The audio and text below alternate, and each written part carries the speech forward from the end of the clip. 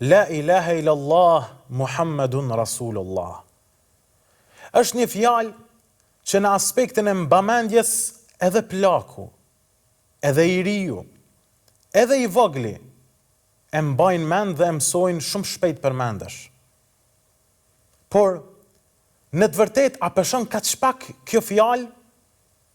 Në të vërtet, a është me kaq pak vlerë kjo fjalë të cilën ne e shprehemi? Të cilën ne e shprehim? Apo, në realitet, kjo ka një peshë komplet tjetër tek Allahu Azza wa Jall. Dije, vëlla dhe motër e nderuar. Fjala la ilaha illallah Muhammedun Rasulullah është fjalë që për të u krijuan qiejt, u krijua toka, u krijuan malet, u krijuan oqeanet, u krijuan detrat, u krijua kozmosi dhe çdo gjë që ekziston në jetën e kësaj bote. Për fjalën la ilaha illallah u krijua dynjaja dhe u krijua ahireti. Për fjalën la ilaha illallah u krijua xheneti dhe u krijua xhehenami. Për fjalën la ilaha illallah u krijua ai numër i panjohur i melajkeve të Allahut Azza wa Jall. Për fjalën la ilaha illallah u krijuan njerëzit dhe u krijuan e xhenet. Andaj, jo rastisht Allahu subhanahu wa taala për shkak të kësaj fjale dërgoi edhe libra tek popujt e ndryshëm.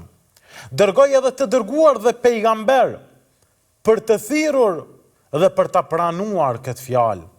Allahu Azza wa Jall në suratul Anbiya në ajetin e 25 thot: "Esta'idhu billah bismillah. Wa ma arsalna min qablika min rasul illa nuhi ilayhi annahu la ilaha illa ana fa'budun."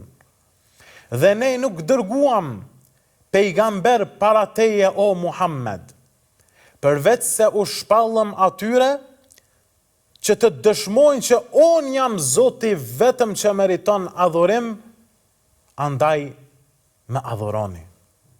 Pra, thirrja bazike, elementare, themelore e çdo pejgamberit Allahut Azza wa Jall ishte fjala la ilaha illallah.